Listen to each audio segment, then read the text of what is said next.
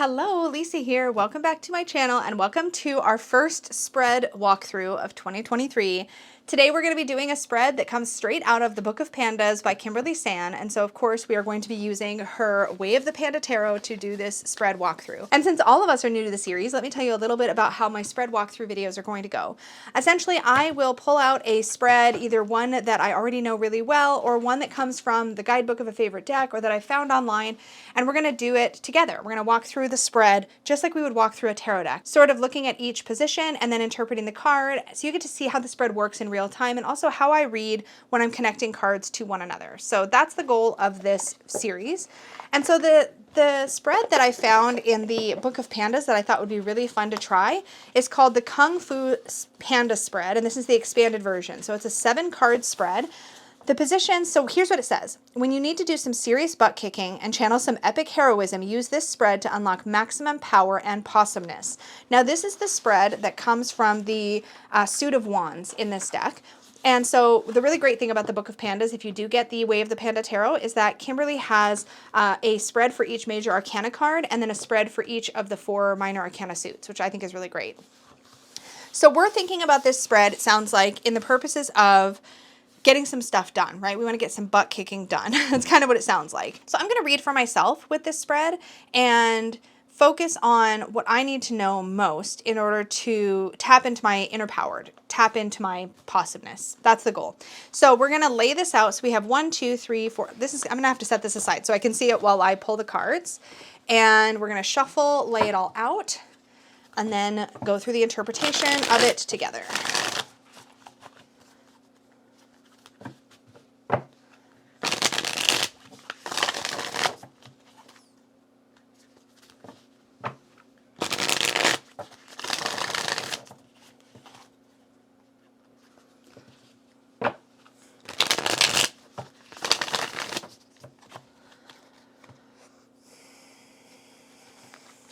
Okay, let me lay these cards out. So we have position number 1.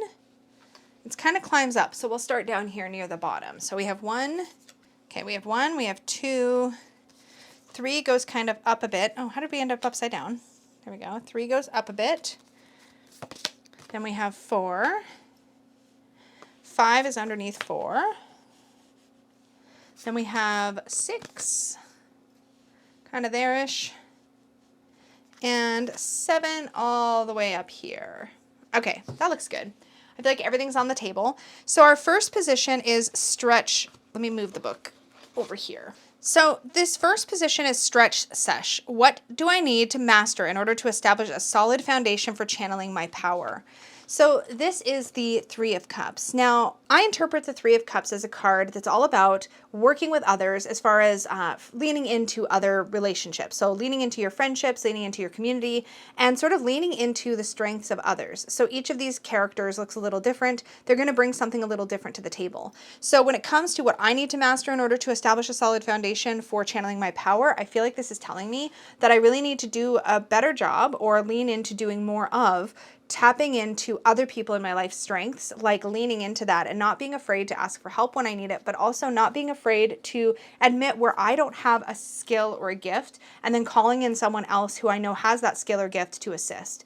I feel like that's something I can really tap into more in order to build that solid foundation for my own personal power. So that's how I would interpret that.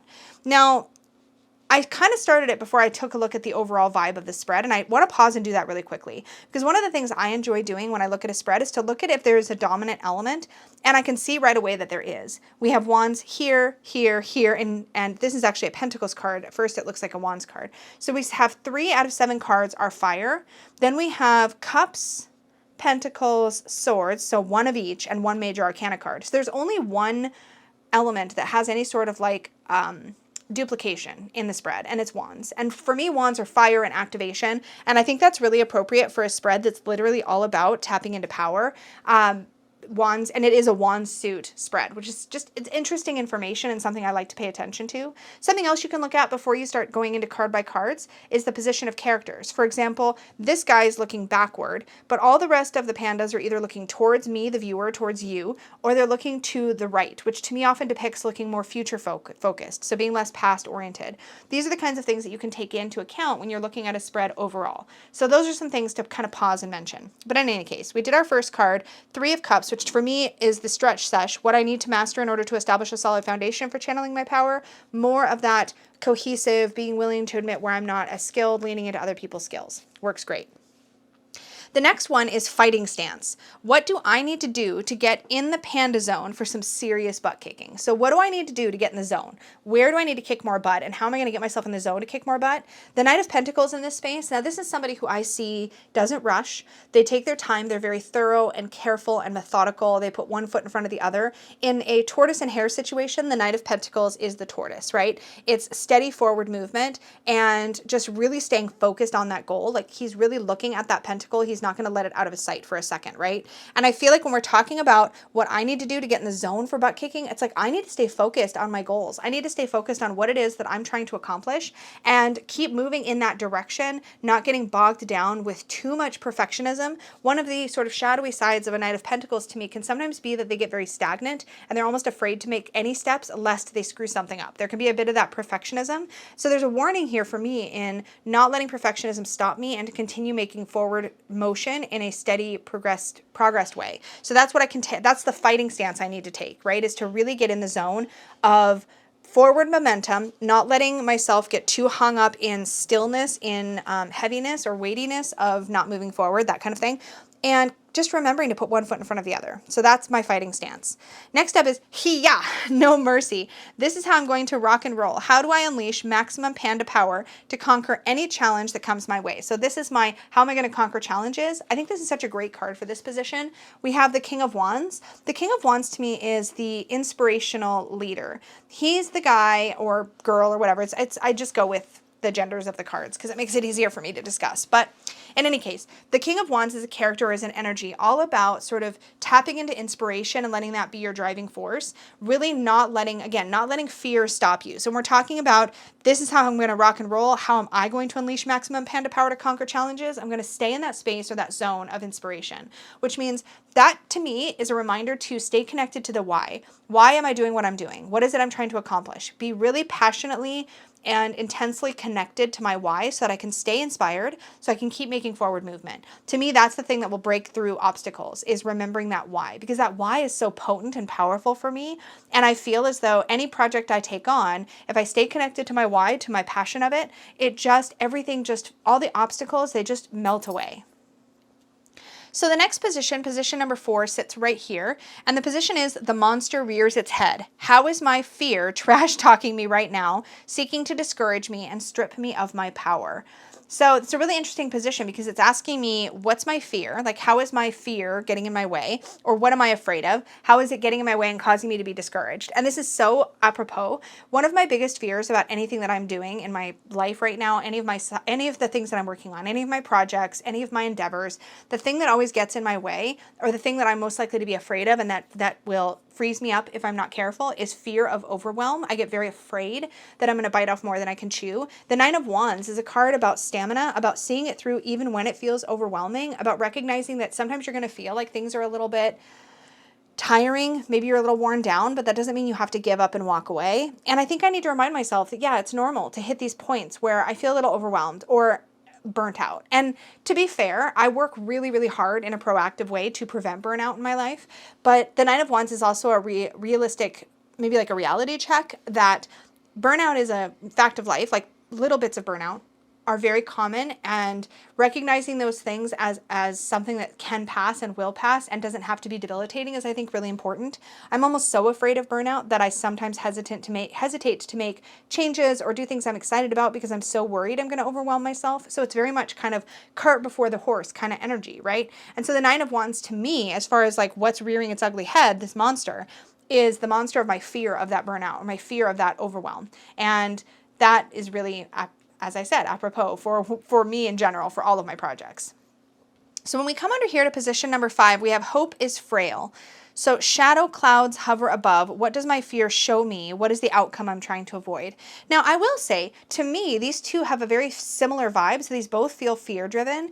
The Nine of Wands, let me just reread it because let's break this down together and see how they're different. If it were me creating the spread, maybe I would just do one, I guess, is what I'm trying to say. But let's read them again. Maybe I missed something. So the monster rears its head. How is my fear trash-talking me right now, seeking to discourage me and strip me of my power? So basically, how is my fear getting in my way? But then this card seems to be, what is the outcome I'm trying to avoid? This is interesting because I thought they were very much the same, but reading it a second time, I see how they're different. This is so much about like, how is my fear getting in my way? Sure. But this is like, what is the outcome I think is going to be a problem? And I saw some of that in the Nine of Wands when I spoke about burnout and that sort of thing. But the Magician actually in this position of, what does my fear show me? Like, what is the outcome I'm trying to avoid is really interesting because the Magician is a very potent creator card.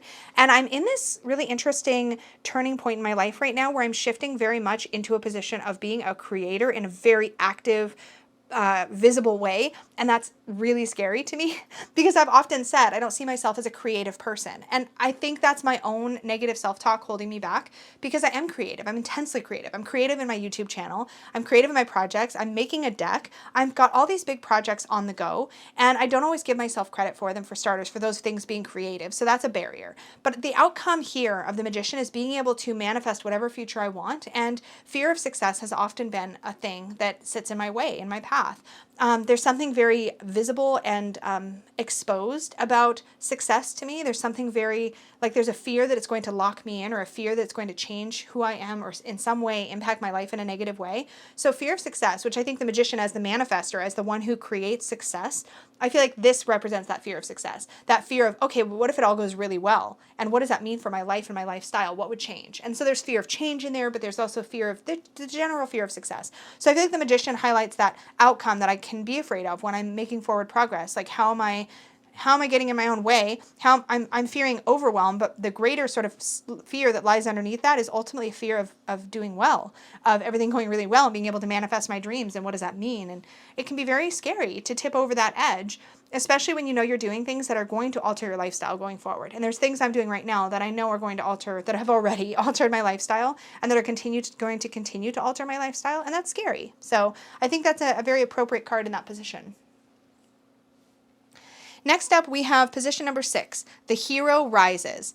Yes, I am afraid, and I love that because there's an acknowledgement of the fear. We're not trying to banish the fear, we're trying to acknowledge it and befriend it in a way. So it says, yes, I am afraid, but I am also courageous. What is my strength, my courage, my resolve that defines me as a hero of my own story and the warrior that I am? What a powerful card. And I can't fail to notice that this panda, and this is giving me goosebumps. Do you ever have readings like that where you're like, oh my gosh? And here I'm doing it publicly so you can all see it. But the Three of Wands, this panda has a unicorn horn on its head, which feels very much like a very distinct sign to me personally.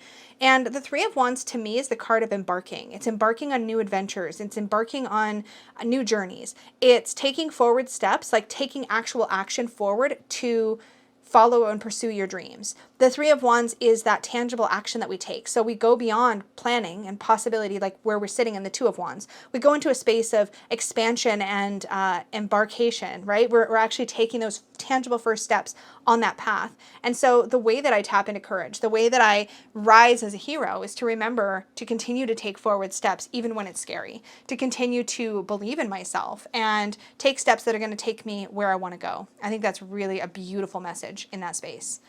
The 7th position, the ultimate move.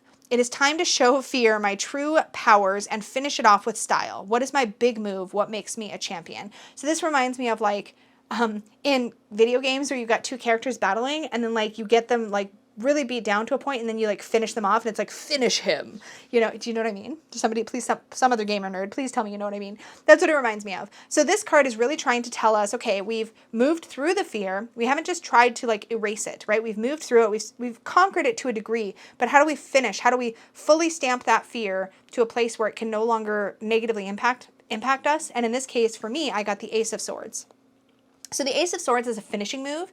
This is about trusting in what is true. So not what my fear tells me, not my imposter syndrome, not my insecurities, not any of that. Ace of Swords is like, what is actually true? What is factually true? And holding on to that, because Ace of Swords is the light of truth, right? It's the light that reveals truth and clarity. There is no hiding from the Ace of Swords. It illuminates, right? It's much like a mini sun card, I guess, in a way. It illuminates all that is true. And so this is like holding on to that sword of truth, holding it really strongly and going, you know what? This is what my fear tells me, but this is what is true. That is my finishing move. That is how I chase the fear away, right? Ultimately, and finish it off is with the sword of truth.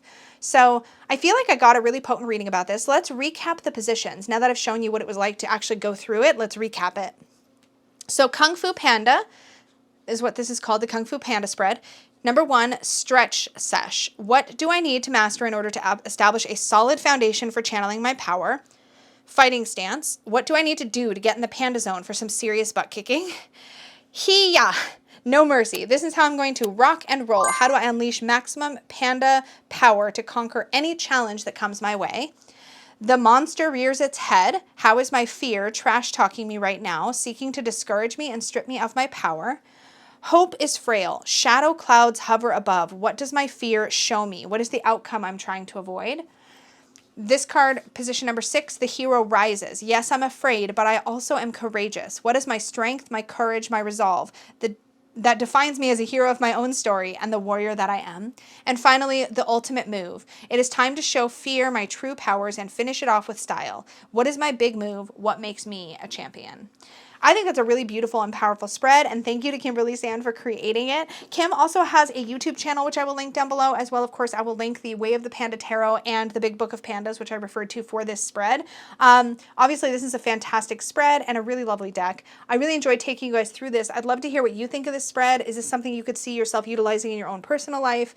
Did it make sense walking through the positions in this way? And most importantly, if you have requests for specific spreads you would like to see me cover in this spread walkthrough series, drop it in the comments down below. Let me know what spreads you'd like to see me go over in detail like this and really walk you through, and we'll do that together. So drop those down. I'm creating a bit of a list so that I can get your requests in this series, so definitely be sure and make some requests below. Thank you all so much, and may your magic always shine from the inside out. Bye!